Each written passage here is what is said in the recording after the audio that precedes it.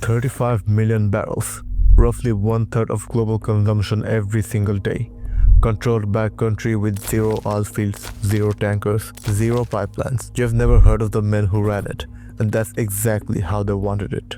It all traces back to one man, a fugitive running from the FBI. The man who built a system so powerful that the entire earth depends on it, and so dangerous even the US government couldn't reach him. Here's something most people don't think about. Oil doesn't just move. Every single barrel that comes out of the ground needs someone to finance it, someone to insure it, someone to write the shipping contract, someone willing to hold the risk when prices swing between when you buy it and when it arrives. The whole system. Who's going to take the other side of the deal? Who guarantees it actually happens? That's where the real power in global energy lives. Not in the ground, in the paperwork. And that paperwork? It runs through Switzerland. And to understand how, you have to look at the world's most neutral country. Geneva and Zug, two Swiss towns most people couldn't find on a map, are home to four companies that you almost certainly haven't heard of. Vitol, Trafigura, Gunvor, Mercuria. Together, these four firms control the movement of roughly one-third of all oil trade on Earth. Let that sink in for a second. Vitol alone, one company, trades 7.2 million barrels every single day. That's the combined daily oil consumption of Germany, France, Italy, Spain, and the UK. Combined. Every single day. Their revenue in 2022 was 505 billion. More than Apple, more than Amazon, second only to Walmart on the entire planet. And you have never heard of them before. Switzerland, according to its own government data and public eye, the country's leading investigative organization controls 35% of global oil trade. And the oil never touches Swiss land. It goes directly from country to country. Switzerland just controls the system that says yes or no to every movement. Now, you'd think the government would have figured it out by now, right? That they would control something this powerful? Well, let's just say they tried. And to understand why, you have to go back to one man. A fugitive running from the FBI, operating out of a Swiss town so small, most people have never heard of it. It's 1983, Rudy Giuliani. This was back before the politics, back when he was actually a serious federal prosecutor. Stood in front of the cameras in New York and read out 65 criminal counts against one man. The guy he was talking about? Marc Rich. 65 criminal counts, tax evasion, racketeering, and get this, trading oil with Iran while Tehran was under sanctions. Giuliani called it the crime of historical proportions. The FBI put him on their most wanted list, while he had already fled to Zug. Marc Rich had packed up his entire operation and moved it to Zug, Switzerland, a Swiss town that had a population of 25,000 while having 30,000 registered corporations. Switzerland looked at his extradition request and basically said, "F*** off." Under Swiss law, they didn't have to hand him over, and under Swiss neutrality, his firms could do something no American or European company could legally do. Trade with Iran, Libya, Cuba, and apartheid South Africa. He made $2 billion selling to apartheid South Africa alone. That's in The King of Oil, an authorized biography written by a Swiss journalist Daniel Amen, with Rich's full cooperation. And look, he didn't just exploit the system, he changed the entire industry. Before Rich, oil was traded through slow government contracts. He invented spot trading. Buy it now, sell it now, on the open market in real time. Every trading firm you have heard of learned from his playbook. His company eventually became Glencore.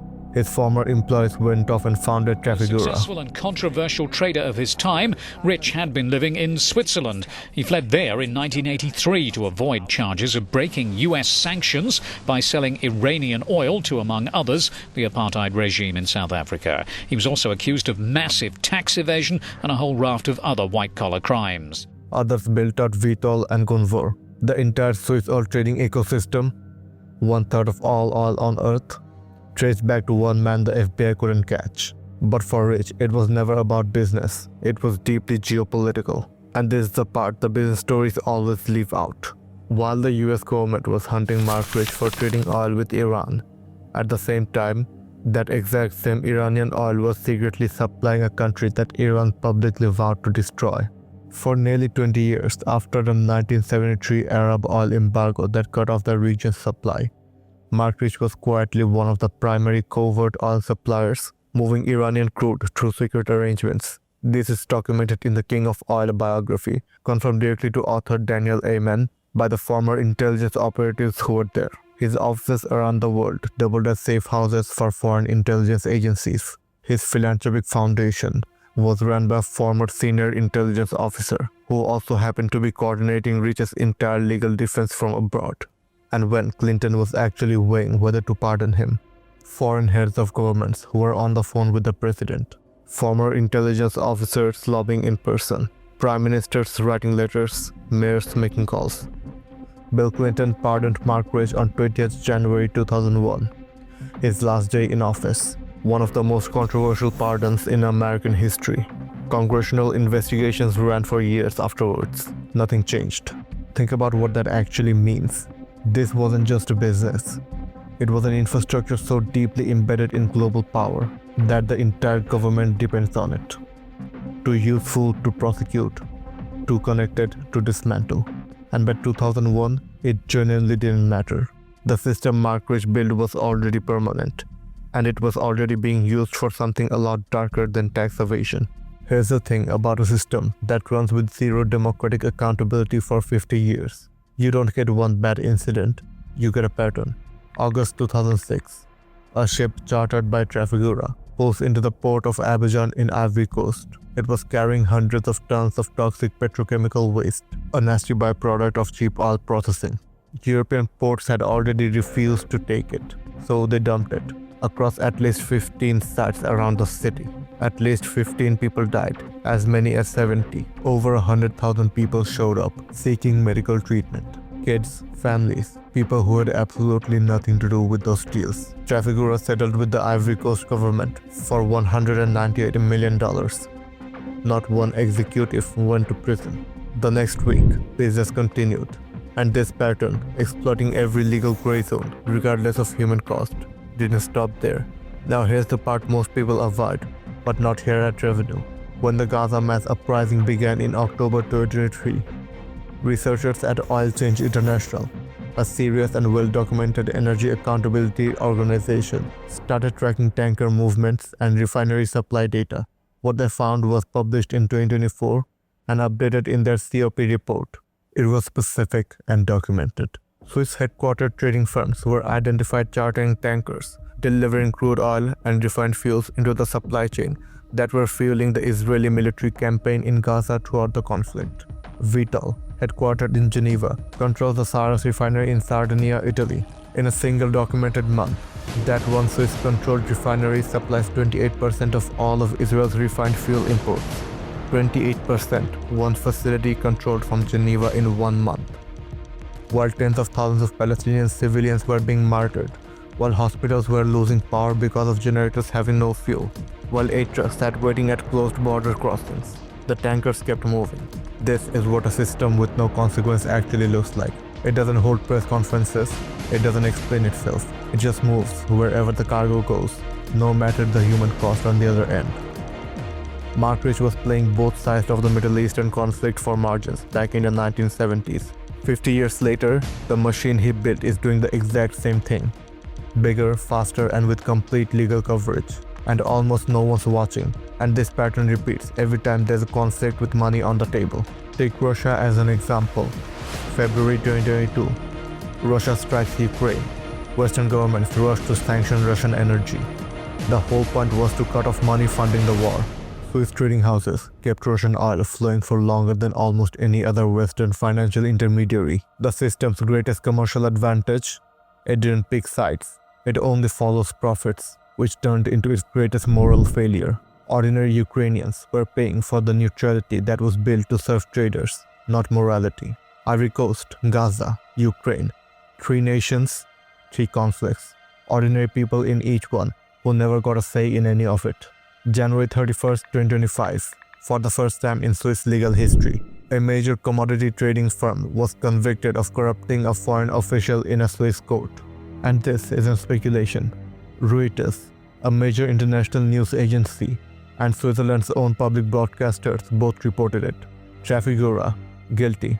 Former COO Wainwright sentenced to 32 months and 3 million Swiss francs in fines, plus 145 million in compensation.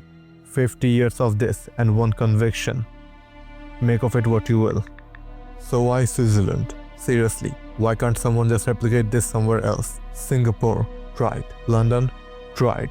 Neither of them broke it. Here's why. 4 things exist in Switzerland at the same time that doesn't exist anywhere else together. Neutrality. Swiss firms could legally trade with sanctioned nations that the US and European firms were legally barred from. Not a loophole someone clever found. A fundamental feature of the Swiss law. It made Swiss traders the only one who could sit on both sides of almost every geopolitical conflict on Earth. Tax architecture. Trafigura paid a 2.8% effective tax rate on $2.8 billion in profit in their 2024 financial year. That's from BNN Bloomberg. Try doing that in London, Paris, or New York. You can't. The math doesn't work anywhere else. A ready-made financial ecosystem. Swiss banks already understand commodity trading.